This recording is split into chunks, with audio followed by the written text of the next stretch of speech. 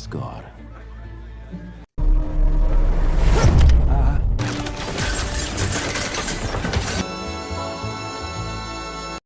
Assalamualaikum warahmatullahi wabarakatuh. Mantan pemain Charlie Angels main lagi nih di film action terbarunya bersama Jamie Foxx. Kalau gitu langsung aja kita mulai alur ceritanya. 15 tahun yang lalu, sepasang agen MI6 ditugaskan dalam misi di Rusia. Matthew dan Emily. Hubungan mereka tadinya hanya sebatas rekan kerja saja, tapi hubungan itu berubah menjadi hubungan yang romantis. Emily positif hamil. Saat ini mereka berdua ditugaskan untuk mengambil kotak yang berisi kunci di rumah teroris Gore yang saat ini anaknya sedang berulang tahun. Langkah-langkah yang mereka ambil dipandu oleh atasan mereka yang bernama Chuck. Emily ditugaskan untuk mendekati Gore, tapi sebelumnya dia menyemprotkan cairan di tangannya. My name is God. Tujuannya adalah untuk mendapatkan sidik jari Gore. Keduanya pun berhasil mendapatkan kotak yang dimaksud, tapi kemudian alarm rumah itu berbunyi. Kotak ini sangat penting ya, karena berisi kunci untuk menguasai infrastruktur listrik, bendungan, bahkan reaktor nuklir. Matthew dan Emily berhasil lolos. Mereka bertemu dengan Baron, agen MI6 juga. Dia pernah berkencan dengan Emily 1 kali sehingga membuat Matt cemburu. Baron ditugaskan untuk menyiapkan penerbangan mereka berdua. Di dalam pesawat pribadi itu, Emily menolak disajikan minuman beralkohol. Alasannya karena I'm pregnant. Emily bilang dia telah melakukan 5 kali tes pack dan hasilnya bergaris 2. Emily tidak akan memaksa Matthew untuk bertanggung jawab karena dia tahu resiko pekerjaan mereka. Tapi tanpa disangka, Matt menjawab jika dia ingin membangun sebuah keluarga dengan Emily. Amin. Emily kemudian merasa mual dan ingin ke toilet, tapi pelayan sana bilang jika toiletnya sedang rusak. Penerbangan selama 11 jam tanpa toilet, apa-apaan ini? Sang pelayan meminta kotak kunci itu. Matt melemparnya, dan dengan segera mereka berdua bertarung di dalam pesawat. Emily telah mendapatkan pistol, tapi pelurunya dia buang. Semua orang yang berada di pesawat itu adalah pengkhianat, termasuk co-pilot. Satu peluru menyasar menembak kepala pilot sehingga pesawat menukik tajam ke bawah tanpa arah. Kotak itu berhasil didapatkan oleh si pelayan, tapi pesawat menabrak gunung yang bersalju.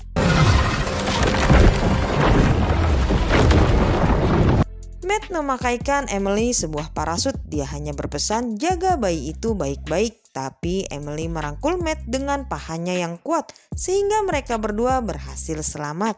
Pesawat telah hancur ya, semua penumpang yang berada di dalamnya dianggap telah tewas. Hal inilah yang akan dimanfaatkan oleh Matt dan Emily untuk memulai kehidupan baru, tentunya dengan memakai identitas yang baru pula. Kata Matt, aku sudah tidak punya orang tua, sedangkan kau masih memiliki seorang ibu. Emily menjawab, oh tidak apa-apa, sudah lama aku putus kontak dengan ibuku.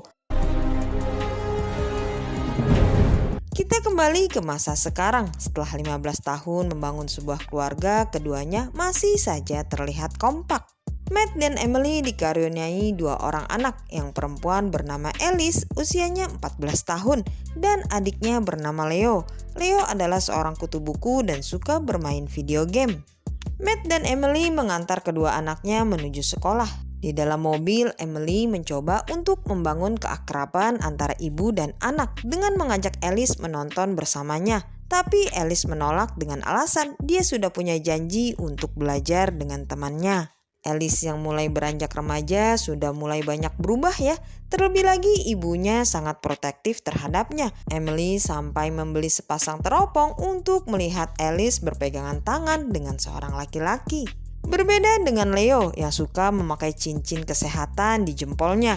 Katanya bisa memantau pola tidur, asupan oksigen, bahkan tekanan darah sekaligus. Emily sebenarnya tidak mau membiarkan Alice tumbuh menjadi remaja tanpa perhatian orang tua seperti yang dialami dirinya dulu. Ibunya lebih memilih karir dibanding menjaga dirinya. Jadi dia sedikit kepo ya ketika tahu Alice pergi berpesta dengan teman-temannya di sebuah klub malam. Alice ketahuan berbohong dengan alasan belajar di rumah temannya, sehingga Matt dan Emily menyuruhnya untuk pulang. Tapi di sana ada sekelompok geng berandal yang mengejek kedua orang tua itu. Salah satunya ada yang merekam. Tadinya Matt dan Emily masih santai saja, tapi begitu Alice dipegang tangannya, Emily menjadi kalap. Berandal-berandal itu dibuat tak berdaya. Keduanya segera membawa Alice pulang ke rumah. Alice mencoba memberontak. Dia tahu jika kedua orang tuanya punya sesuatu rahasia yang belum diceritakan.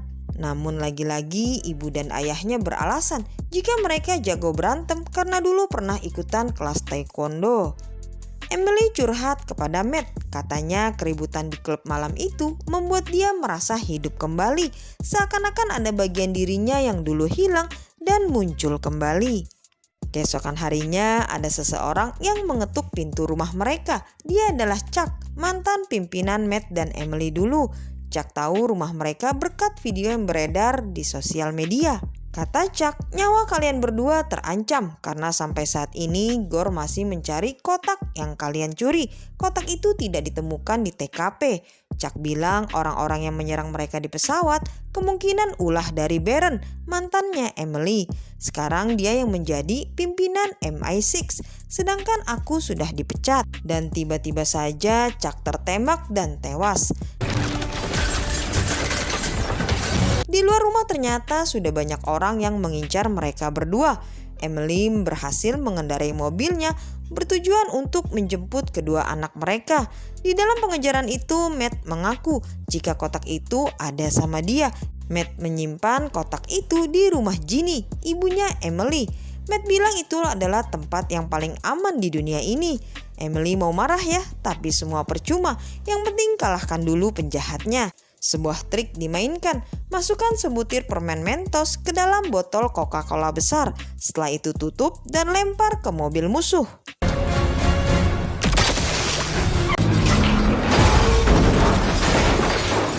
Singkat cerita, keduanya telah sampai di sekolah untuk menjemput Alice dan Leo. Mereka langsung menuju bandara. Mereka telah menyiapkan paspor palsu. Mereka akan segera terbang ke Inggris. Setelah sampai di bandara London, perjalanan dilanjutkan dengan sebuah bus. Di saat yang sama, Baron beserta anak buahnya baru saja datang. Baron berhasil melacak keberadaan Emily dengan menginterogasi petugas dan kamera CCTV. Siang berganti malam, Emily menyita kedua ponsel anaknya, memastikan agar mereka tidak diikuti. Setelah itu mereka mampir ke pom bensin terdekat. Leo dan Alice mencoba makanan ala-ala Inggris, yang menurut Leo ini sangatlah berkolesterol. Kedua anaknya menjadi penasaran dengan identitas asli orang tua mereka, sehingga mereka memakai wifi untuk mengakses Google. Hal itu memacu Baron dan anak buah Gore bisa melacaknya. Aksi ini tentunya dilakukan oleh orang-orang profesional ya, jangan diikuti atau coba-coba di rumah. Mom, she's fine. It's not that bad. Setelah selesai semua, kedua anaknya bertanya, ada apa ini sebenarnya? Emily berjanji akan menjelaskan semuanya di dalam mobil. Singkat saja, saat di jalan, mobil mereka berpapasan dengan mobil Baron. Baron memutar balik dan mengejar mereka berdua. Tapi Matt berhasil menjatuhkan mobil yang membawa pipa-pipa besar untuk menghalangi jalannya Baron. Pagi menjelang, mereka semua telah sampai di depan pintu gerbang rumah Ginny. Puluhan tahun berlalu, tapi Emily masih ingat dengan kodenya. Alice dan Leo begitu takjub melihat besarnya rumah nenek mereka. Tapi mereka disambut dengan sebuah tembakan burung. Jadi ternyata selama ini Matthew masih suka berkomunikasi dengan Ginny dan mengirim foto-foto anaknya. Saat kedua anaknya ingin memeluk, kata Ginny, di Inggris kita tidak terbiasa berpelukan. Ginny kemudian mempersilahkan semuanya untuk masuk ke dalam. Rumahnya sangat besar dan banyak barang-barang antik. Setelah itu datang pacar Ginny yang masih sangat muda, namanya Nigel. Sorry, out. Sorry about this. Nigel sangat tulus hati orangnya, bahkan dia sudah siap menjadi kakek untuk kedua cucu Ginny. Baron kembali melacak mobil yang digunakan Emily. Dia mendapat beberapa tempat yang mencurigakan. Salah satunya adalah rumah Ginny Curtis, mantan agen MI6 tahun 1970-an yang melegenda. Alice dan Leo diajak masuk ke dalam kantor Nigel. Nigel sangat terobsesi untuk menjadi agen MI6, makanya dia begitu mengagumi Ginny. Nigel juga mempunyai cincin kesehatan yang sama dengan Leo. Hubungan Emily dan ibunya masih terlihat kaku dan dingin, tapi kemudian mereka berdebat. Secara kebetulan perdebatan itu didengar oleh Alice. Ginny bilang, "Aku tebak sepertinya putrimu Alice membencimu, Emily.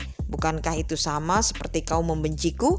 Emily menjawab, "Aku membencimu karena kau lebih mementingkan pekerjaanmu, ibu." Tapi Ginny membela, "Tapi kau sendiri, Emily, yang memilih untuk bersekolah di Amerika dan menjauh dari rumah." Scene kemudian beralih saat Alice melihat foto-foto masa remaja ibunya. Ginny bilang dia sangat menyukai senyuman itu. "Dulu Emily begitu mandiri, dia tidak menyukai pekerjaanku, sebab itulah hubungan kami merenggang." Alice kemudian menyatakan jika dia sebenarnya tidak membenci ibunya sama sekali, dan aku yakin jika ibu juga tidak membenci nenek. Tiba-tiba saja ada sekelompok pasukan yang datang ke rumah Ginny. Di saat yang sama, Matt dan Emily sedang mencari kotak kunci itu. Setelah itu terdengar dari atas suara helikopter. Matt dan Emily segera kembali. Di dalam rumah mereka menemukan Ginny dan Nigel yang sedang diikat. Emily membebaskan Ginny dan Ginny membebaskan Nigel. Tapi begitu Matt dan Emily masuk ke ruang tengah, mereka langsung disergap. Kedua anak mereka juga diikat. Matt kemudian mengeluarkan kotak yang diinginkan oleh penjahat itu, dan ternyata orangnya adalah Chuck. Oh, guys. Chuck sengaja menjebak nama Baron sebagai pengkhianatnya.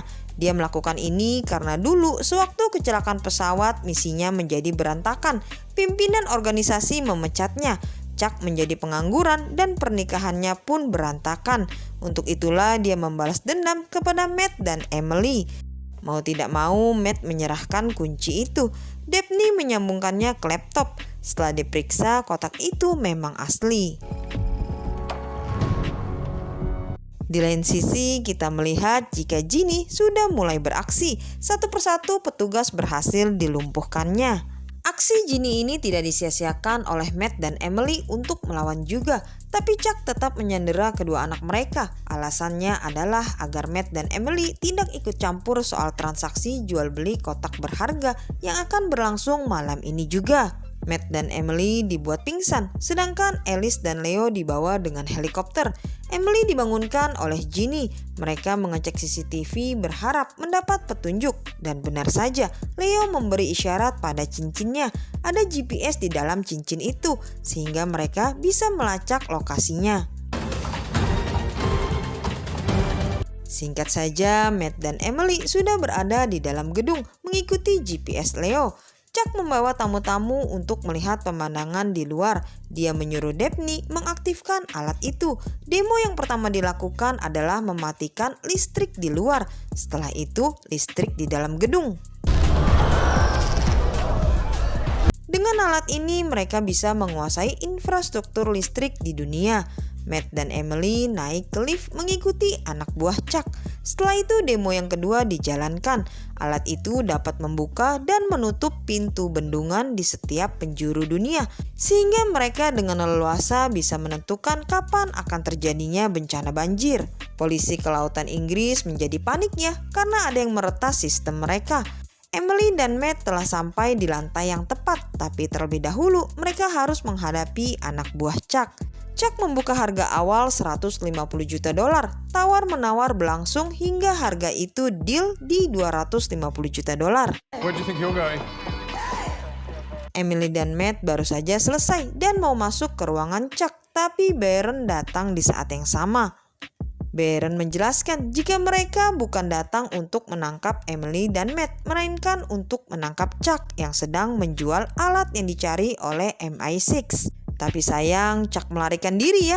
Matt dan Emily mengejarnya. Baron masih sibuk mengurus anak buah Chuck. Sementara itu, Alice dan Leo digiring naik kapal laut. Matt dan Emily berusaha mengejarnya, tapi mereka dihadang oleh anak buah Gore. Tiba-tiba saja ada sebuah laser yang menyorot ke badan anak buah Gore. Ternyata itu adalah perbuatan Ginny. Matt dan Emily segera memanfaatkan motor kedua orang itu untuk mengejar kapal Chuck. Dengan penuh lika-liku di jalan, akhirnya Emily mendapatkan sebuah kapal dan Matt ikut bergabung bersamanya. Chuck menyuruh Dabney membuka palang perairan. Dia berencana kabur dengan mudah. Tapi saat Dabney berjalan menuju mobilnya, tiba-tiba saja mobil Nigel menabraknya. Ternyata sedari tadi Nigel sudah mengincar Dabney. Ginny kemudian menyuruh Nigel menutup palang itu, tapi karena dia bukan agen asli, Nigel menjadi kebingungan.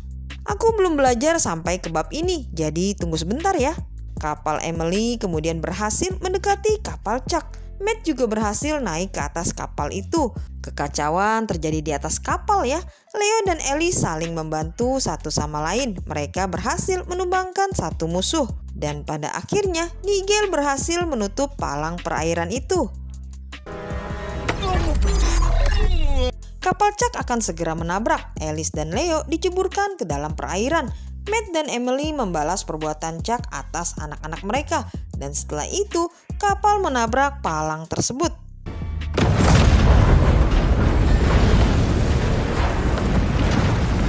Beberapa saat setelahnya, Emily mendekap erat putrinya. Ginny kemudian datang dan mendapat pelukan juga dari Emily. Matt dan Emily berjanji untuk tidak akan mengulangi kejadian ini. Semuanya berakhir bahagia ya. Ginny datang ke Amerika untuk menonton pertandingan bola cucu perempuannya. Ginny mulai merasa betah di sana. Katanya belum ada rencana pulang ke Inggris. Alice kemudian mengajak ibunya menonton bersama di hari Senin. Dia merasa sangat bahagia sekaligus terharu hingga meneteskan air mata. You are crying, dear. Leo diajak jalan bersama Ginny dan Nigel. Matt dan Emily kembali ke mobil dan setelahnya Oh Christ, no. Baron datang untuk menyapa. Apa kau menjaga Emily dengan baik, Matt? Please deh Baron, kami sudah punya 2 anak. Baron memberitahu jika jasad Chuck tidak ditemukan. Aku butuh kalian berdua, terutama Emily sih. Karena MI6 akan merekrut anggota keluargamu, tapi bukan ibumu, melainkan ayahmu. You're dead. Yeah, did I not tell you about him? Sepertinya film ini akan ada sequelnya ya. Terima kasih Sobat Movie, semoga terhibur. Jangan lupa positifkan pikiran dan tubuhmu. Wassalamualaikum warahmatullahi wabarakatuh.